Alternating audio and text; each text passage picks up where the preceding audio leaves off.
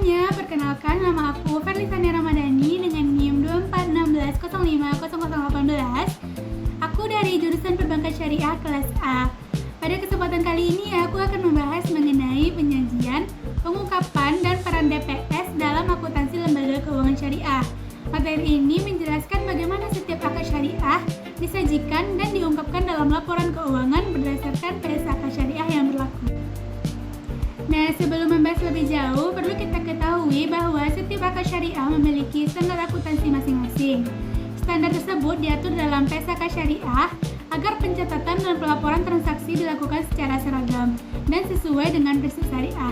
Misalnya pada akad murabahah itu diatur dalam PSAK 402, akad salam itu diatur dalam PSAK 403, istisna dalam PSAK 404, murabahah dalam PSAK 405, musyarakah dalam PSAK 406, ijarah dalam PSAK 407, qor dalam PSAK 410, dan wakalah dalam PSAK 411. Akad murabahah merupakan akad jual beli di mana penjual memberitahukan harga perolehan barang kepada pembeli, kemudian menambahkan margin keuntungan yang telah disepakati bersama. Pembayaran dapat dilakukan secara tunai maupun angsuran. Perlakuan akuntansinya diatur dalam PSAK 402. Dalam standar ini dijelaskan bahwa piutang murabahah disajikan sebesar nilai bersih yang dapat direalisasikan. Margin keuntungan tidak langsung diakui seluruhnya, tapi diakui secara bertahap selama masa akad. Selain itu, laporan keuangan juga harus mengungkapkan nilai piutang murabahah, besarnya margin keuntungan, kebijakan pengakuan pendapatan, jangka waktu pembiayaan, serta jika terdapat piutang bermasalah, beserta cadangan kerugiannya. Nah, selanjutnya akad salam. Akad salam adalah akad jual beli di mana pembeli membayar penuh harga barang di awal, sedangkan barang baru diserahkan pada waktu yang telah disepakati di kemudian hari. Akad ini biasanya digunakan pada sektor pertanian atau pemesanan hasil produksi.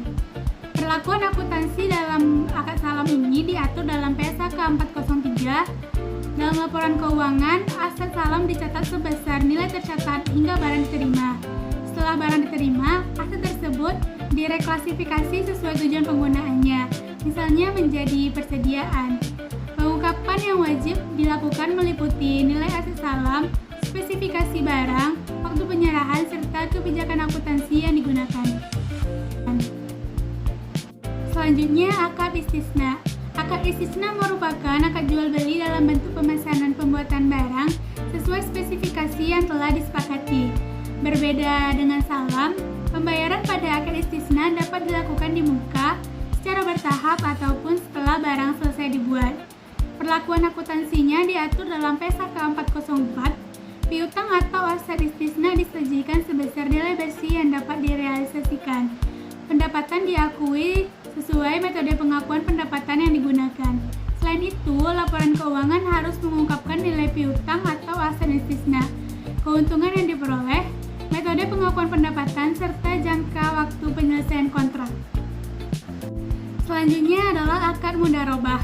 Akad ini merupakan kerjasama antara pemilik modal atau shahibul mal dengan pengelola usaha atau mudharib.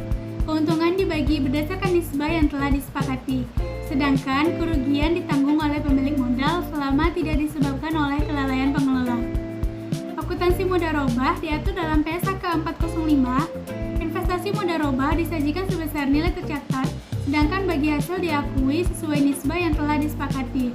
Laporan keuangan juga harus mengungkapkan nilai investasi, nisbah bagi hasil, pendapatan yang diperoleh, serta kebijakan akuntansi yang digunakan. Nah, sekarang lanjut ke akad musyarakah.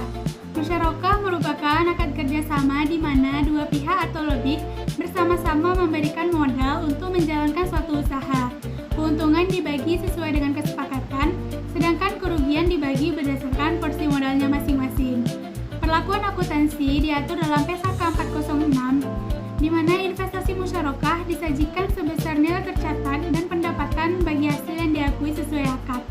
Laporan keuangan juga harus mengungkapkan nilai investasi, porsi modal masing-masing pihak, nisbah bagi hasil, serta kebijakan akuntansi yang digunakan. Ijarah adalah akad pemindahan hak manfaat atas suatu aset melalui pembayaran sewa tanpa memindahkan kepemilikan aset tersebut. tersebut. Perlakuan akuntansinya diatur dalam PSAK 407. Aset ijarah tetap disajikan sebesar nilai tercatat, pendapatan sewa diakui selama masa sewa berlangsung, dan aset disusutkan sesuai masa manfaatnya. Laporan keuangan juga harus mengungkapkan nilai aset ijarah, pendapatan sewa, jangka waktu akad, dan kebijakan penyusutan aset. Selain pada akad-akad tersebut, terdapat juga wadiah, wakalah, dan qard. Pada wadiah, dana titipan disajikan sebagai liabilitas karena bank hanya bertugas menjaga dana milik nasabah. Dan wakalah diatur dalam PSAK 411, yaitu akad pelimpahan kuasa dari satu pihak kepada pihak lain, sehingga imbal hasil atau ujro yang diakui sebagai pendapatan. Sementara itu, qard diatur dalam PSAK 410, yaitu pinjaman kebijakan tanpa imbal hasil hanya mewajibkan pengembalian pokok pinjaman. Nah, dalam akuntansi syariah juga terdapat pengelolaan dana takaful dan dana wakaf. Dana-dana tersebut harus disajikan secara terpisah agar pengguna laporan keuangan dapat mengetahui sumber dana, penggunaan dana, serta hasil pengelolaan secara transparan dan sesuai dengan prinsip syariah. Selain mengikuti PSAK syariah, seluruh kegiatan lembaga keuangan syariah juga diawasi oleh Dewan Pengawas Syariah atau DPS.